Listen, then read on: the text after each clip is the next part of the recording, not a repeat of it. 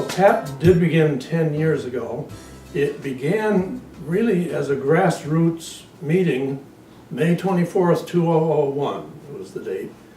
And activists from all over the state, it was a group of at least 100, gathered at Scarlett Bennett College. And it's already clear from that first time that A, TAP is a grassroots movement, and B, it involves many issues and perhaps even more important, many different organizations. When we started TAP, we didn't want it to be a kind of super organization that swallowed up everything else. Rather, our purpose was to get people working together. Connecting the dots was one of our mottos. And another of our slogans has become, "We're all in this together." TAP's principles can be broken out basically into three sections. The first section is to exercise social and economic responsibility. And in that section we deal with things like education, healthcare, the eradication of poverty, the living wage, those kinds of issues. The second section, democratic principles, and this has to do with having a government that's transparent and that really reflects the wishes of all the people of Tennessee, not just those with the most money and power. And then the third section, stewardship of the natural resources, and this deals with things like sprawl, air, land, water, etc. Who decides that we need an 840 to go around and spend millions and millions of dollars on a road nobody uses? Who decides that TDOT needs to be the god of the state budget? Who decides when there are people going hungry in East Tennessee up in the mountains? And so the moral voice was to bring the needs of women and families to be the core of state budget priorities. That was our singular focus.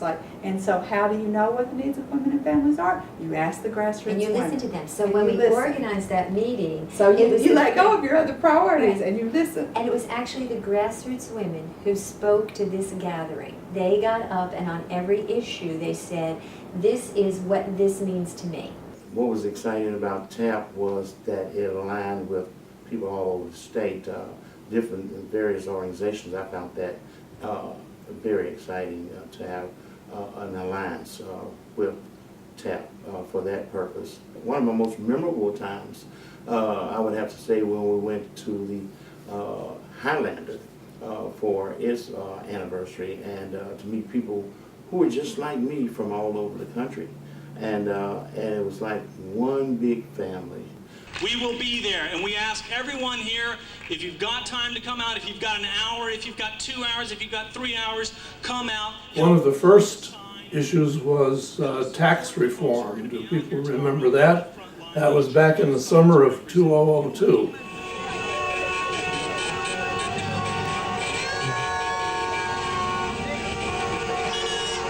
We became involved in our own support for tax reform and held a number of rallies, and finally ended up setting up Camp Tax Reform, which was a 8-day vigil, 7/24, across from the Capitol, while our legislators debated the question of whether or not to pass an income tax. And unfortunately, what happened was the legislature finally backed up and ended up raising the sales tax and the sin taxes. And this was, in fact, the largest tax increase in the history of Tennessee.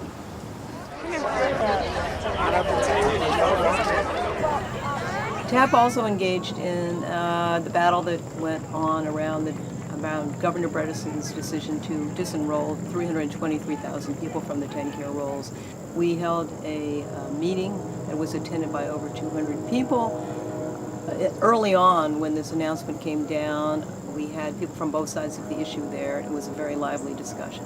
We also supported people who sat in at the governor's office for many, many days trying to stop the TennCare disenrollments. On that and a number of issues, I think we can say that even where we didn't win, we changed the tone of the discussion.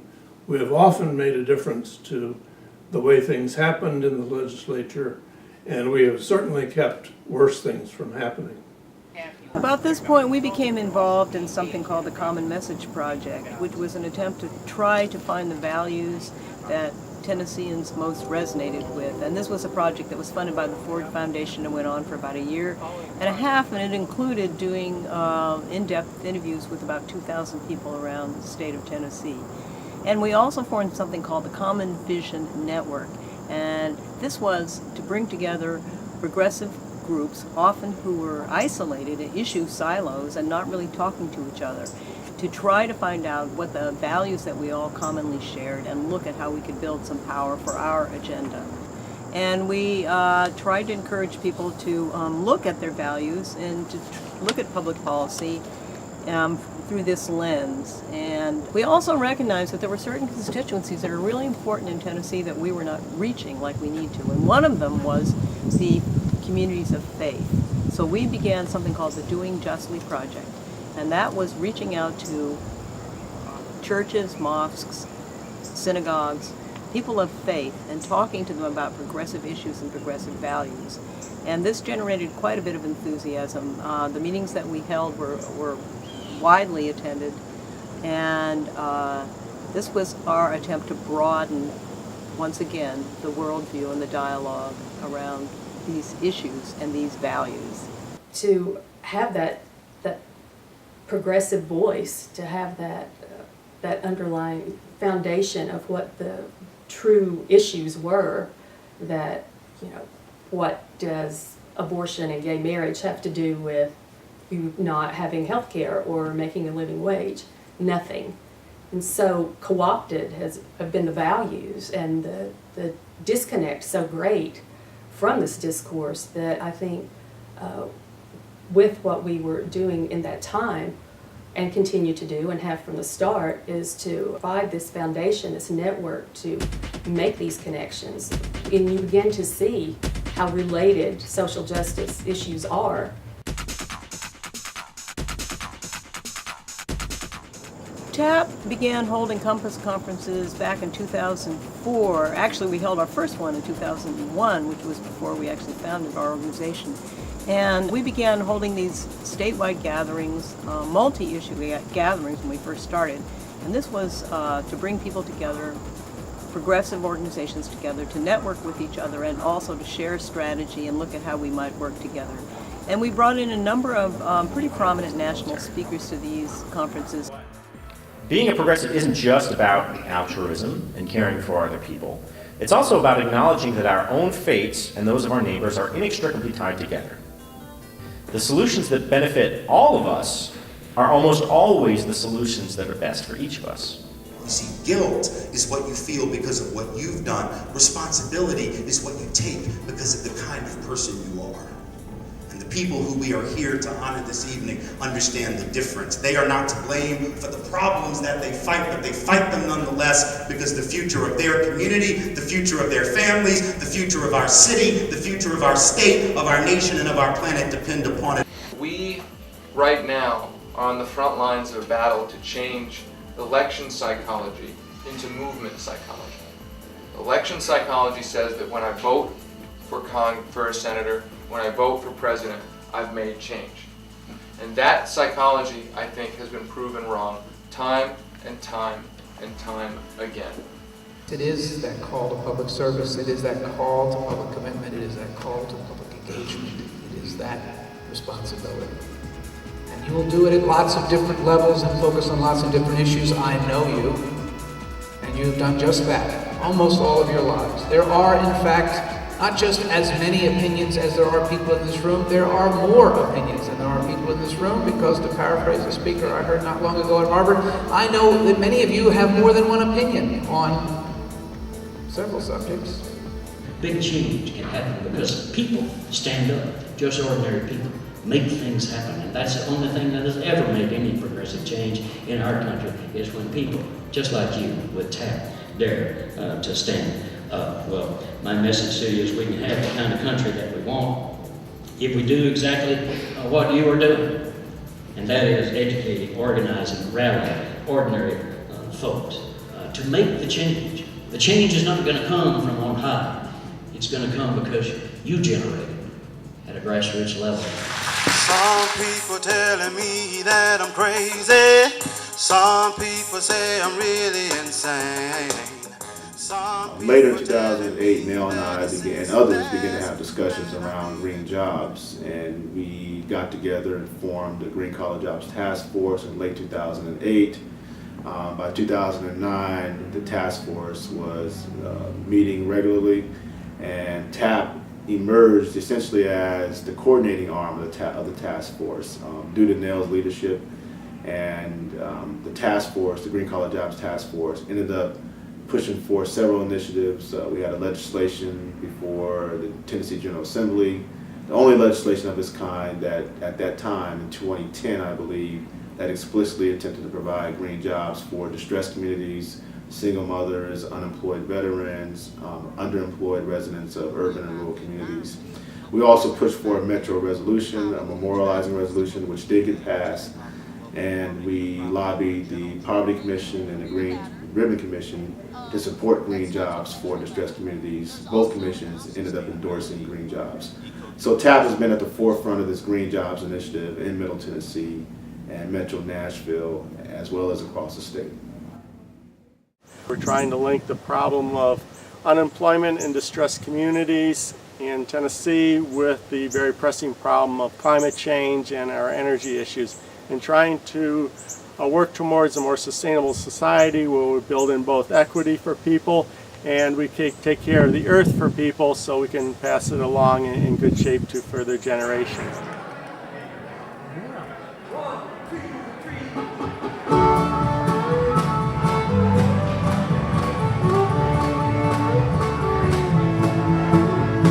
One of my great pleasures is giving out the Long Haul Awards every year to some really worthy people, and it's been fun getting to know them a little bit and discovering just all the good things that are going on in the state.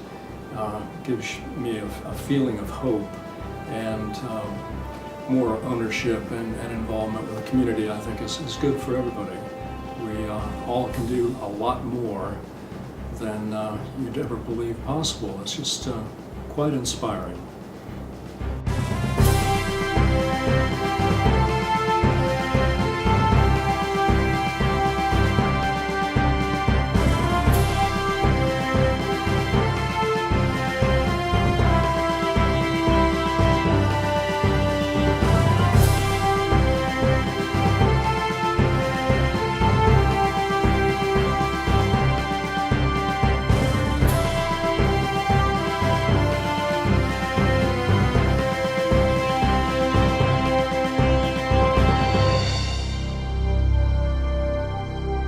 In the midst of all the madness in the world today, this is really an exciting time, especially when you think about the fact that in the last 10 years, the Tennessee Alliance for Progress has been able to develop into an organization that's had a significant impact upon many of the critical issues that we are faced with, especially as it relates to the environment and issues of justice and issues of peace, issues of fairness and issues that relate to equal opportunity for all people. I think that the Alliance has been one of the vehicles by which we've been able to harness the energy that exists for right-minded people throughout this state and throughout these communities, such that we're able to collectively pool our resources in a fashion that has allowed us to be able to become a transformative force in the community. It's a tribute that TAP reaches this point. I think it's also a tribute to Nell, a tribute to her vision, her unrelenting commitment, her unwavering dedication to keep this TAP vision going. And lastly, I've got to say something about the TAP vision. There's something right, something necessary, maybe even something eternal about this vision, that there be a place where people can come together, no matter what their divergent perspectives and priorities are, and focus on how, working together, there can be a more just and sustainable society.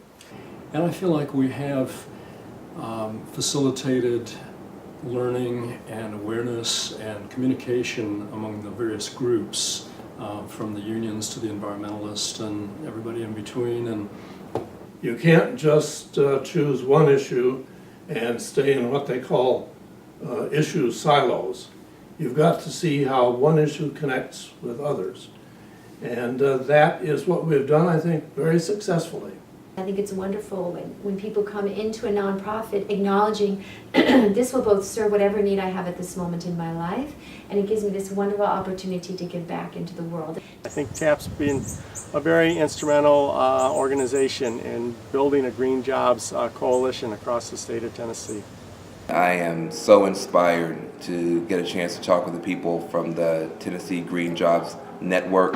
I got a chance to talk to folks who have built this thing way early. I was in Memphis at the Dream Reborn conference in April of 2008, and it was just a little idea in their minds, and it's become, I think, one of the most impressive forces, possibly in the United States, certainly in the South, showing that people from all different parts of our communities can come together, put politics to one side, put the divisions to one side, and start focusing on the solutions. So I'm just excited to be here to share in this moment with the 10th anniversary of TAP, to just say, hooah!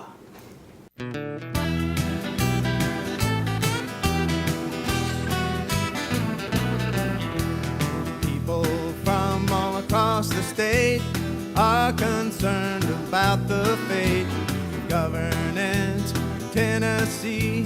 Whether we have a democracy, them good old boys have had their say. Poor folks are just in their way. What kind of people do we want to be? Let's put the heart back in Tennessee.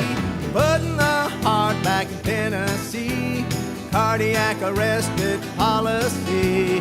Time to change, emergency. Let's put the heart back in Tennessee. Let's put the heart back in Tennessee. Let's put the heart back in Tennessee.